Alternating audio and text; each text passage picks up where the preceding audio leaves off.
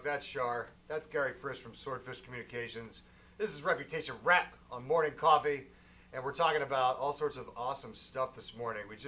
We're gonna move out of the South, though. Yes. I don't want to talk. I don't want to talk about Mississippi Yeah, anymore. we all need to take a shower. Yeah, right. That is just such a crazy thing. And if you want more information, just do a quick Google search on Mississippi law, and the news stories will come up from the last week about what they've done. But Gary, you had another interesting thing that you wanted to get into today. Yeah, I think one of my purposes of being here is to help, provide some public relations tips. And my tip of the week is to, try to find out who in your area you should be talking to in terms of the media to get coverage for your business. Yes.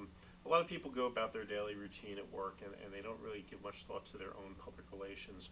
But at the same time, a lot of people are reading, newspapers, websites of local papers, whatnot.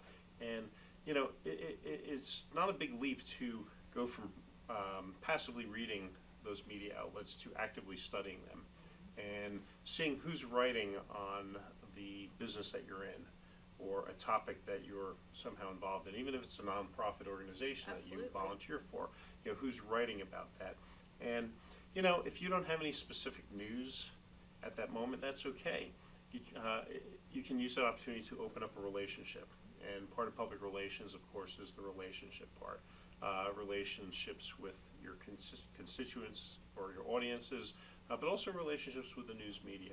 Can I pop in for a sec? Because Absolutely. I'm a publicist as well.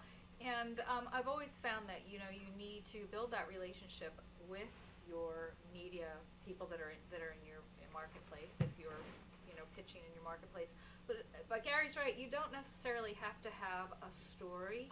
It's good to just make that connection and let them know a little bit about you and your organization, and maybe invite them to something that you're hosting for your business That's a good idea, or an too. event. And that's another way to make that really good connection, because that could also lead to a feature story or coverage. Yeah, and you let them know that you're there, that you exist. You can be in their Rolodex the next time they have Right. something Right. pertaining to you, and that's the key. Alan Heavens is the real estate writer for the Philadelphia Inquirer, Yes. our big local paper, and he will call on you when he has a need. It may not be for a long, long time, but his criteria for getting you in print is that you respond quickly, and that you respond either with the information he's looking for, or, and this is very important to him, if you don't have the information he's looking for, if you can refer him Right. Yes, to another person, absolutely. your stock with him just went up a lot. Right. Because he wrote a column about this once. He said that he's often asked at cocktail parties, how much do people pay to be in your column? Well, he's a legitimate journalist. He doesn't Right. pay anybody to be in their Yeah. column, Right. but he favors certain. In this case, he talks with a lot of realtors. He favors certain realtors over others Right. because they're there when he calls, and Yes. they will either They get can him the provide. information or get him to somebody who can get him the information. That part of it isn't that complicated. People No, like to it work isn't. with people that are Prepared, good and at what they prepared. do and are prepared and all of those other things. So that's kind of a no-brainer. But what you're talking about is establishing the relationship before you actually may have the need. Yes. Right. So when you do have the need, the relationship is already established. It's not a cold intro. It's a warm intro. Exactly. Which in your business is really an important thing. Why don't you kind of expand on that a little bit? Yeah, everything I do is for my clients is to make that cold call into a warm call, Right. so that when they reach out to a prospective client or a customer, that customer on the other end of the phone may have heard or read something about the business, and they'll be familiar with the business name or the individual calling them, whereas a cold call, they have no Right. clue. But that pertains to the media as well. Like you said, you want to establish that relationship. Now, sometimes you may have news. You may have an event upcoming. You may have a new product launch, a new service launch, and you're thinking, how do I get this out there? Well, I noticed that Diane Mastrul writes about small businesses with unique new services for the Philadelphia Inquirer. Maybe I should start with her. So, because you're reading the paper avidly, and you're paying attention not just to the text of the articles, but who's writing what articles, Yes. now you're pre-equipped to know where to go when you've got that news. Right. And every reporter, it's become a little bit more vague in recent years, but reporters have beats. Certain reporters cover education, certain reporters cover higher Business, education, business. other reporters obviously cover business, other reporters cover Arts. health and medicine, art, culture, architecture, depending on the outlet. An outlet like the New York Times or any major city newspaper is going to have, 30, 40, 50 different reporters covering very specific things. So you need to learn who's covering what, And Well, the it's- bottom line and there is, especially who's covering what close to your business. the bottom line there is do your research.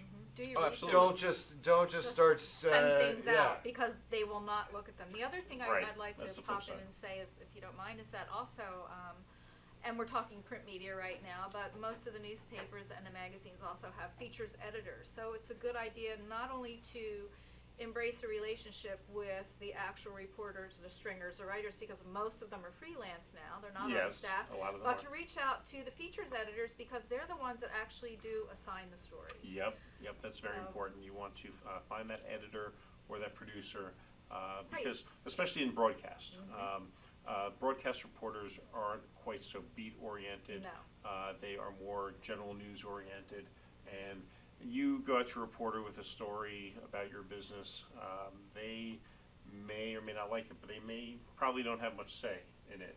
Exactly. They take their assignments from their news editor, or their producer, or their assignment editor, whatever Yes. the title happens to be. So it helps to get to know that person and to keep them in the loop. And if you're doing your own PR and you've got some interesting or what you think to be interesting news, and you send that out, and you do that occasionally when you've got something newsworthy or you think is newsworthy, and you don't hear anything, that's maybe a little bit disappointing. But on the other hand, the more things you send out to them, Yes. the more they know that you exist and the more you're on the radar. So that when they have something related to your business, they might think, hey, I'm going to contact Charlene because She she sent that seems release to me a she couple seems months she ago, seems to right. know what she's talking about. Right. Another thing that I found too, especially with working with print media, it's always good to include some really great visuals.